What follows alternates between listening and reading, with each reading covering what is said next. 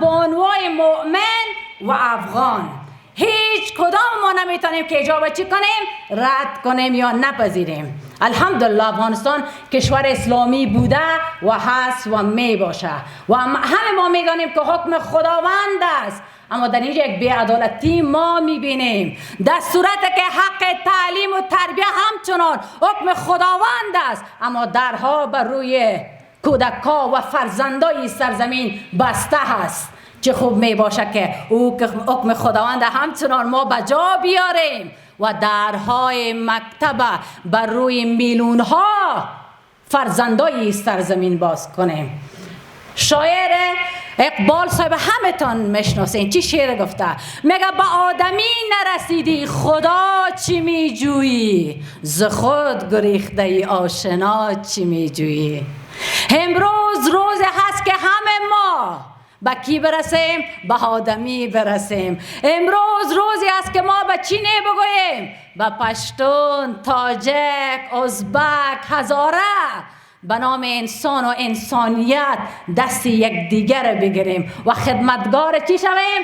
خلق الله شویم. پدر بزرگوار من همیشه یک حدیث زمزمه میکرد، فافضلنا خادمنا، بهترین شما کسی است که خدمتگار است. خدمتگار چی؟ خدمتگار خلق الله.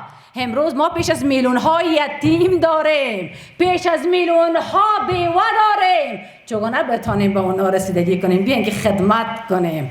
امروز وطن ما در وضعیت است که باید خدمت کنیم. امروز خیابانای ما و شما را معتادین گرفته، خدمت از اونا را بیاین که کنیم.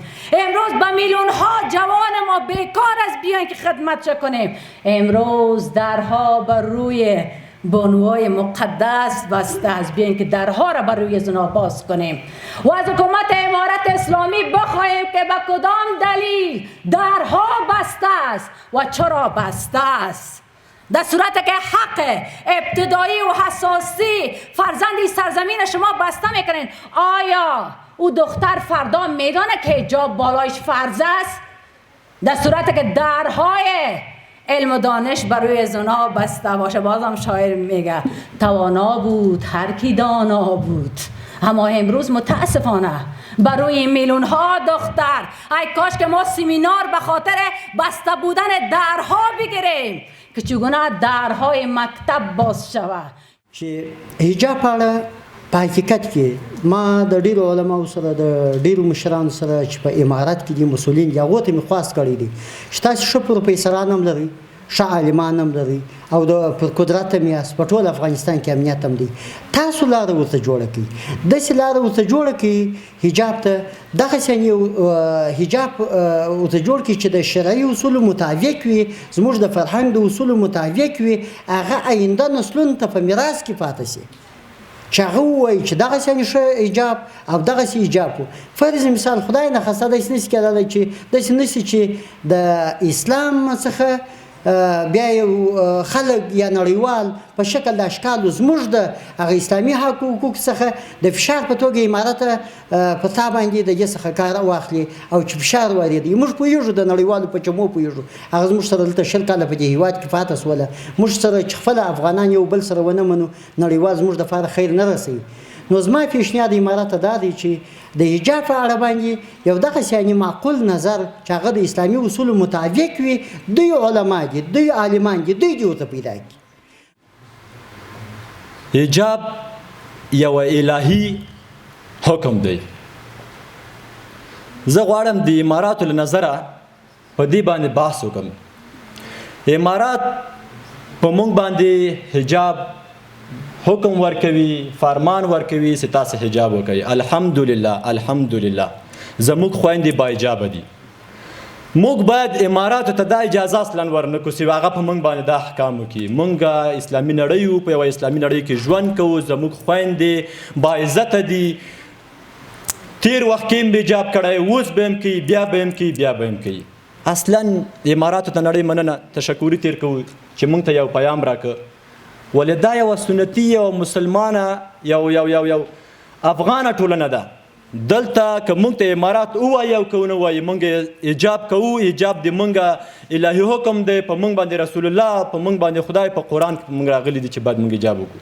حجاب کې څه دي؟ د حجاب ګټې څه دي؟ بیاین خواهرای عزیز، اصلا این موضوع رو به برادران اشاره میکنم تا گوشهای خواهر ما پیام برسانیم که خواهر عزیز، خواهر معزز، خواهر قهرمان ما، حجاب بپوش که عزتت خوندی باشه. خواهر عزیز، حجاب بپوش که حیایت خوندی باشه. خواهر عزیز، حجاب بپوش که عفت است، عزت است، تقوا است، مقام معنویت بلندتر میشه. از اینکه برادرت بگوید، از اینکه پدرت بگوید، از اینکه امارت اسلامی بگوید، از اینکه یکی و دیگه بگوید. خواهر عزیزم، کار را باید ما نکنیم که دیگرها انتقاد بگیره و تابال الحمدلله ای تو کاری را نکردیم. افتخار میکنیم سر خواهرای قهرمان ما، افتخار میکنیم سر خواهرای پر انرژی ما که در این یک شرایط، در این یک وقت زمان یک مجلس را برگزار کرده که حق خود، استعداد خود، برنامه خود به دیگران نشان میده که ما کیها هستیم و اطمینان میتیم براتان که برادرایتان در کنارتان استاد است. پژواک خبری اژانس د پیښو رښتینې هنداره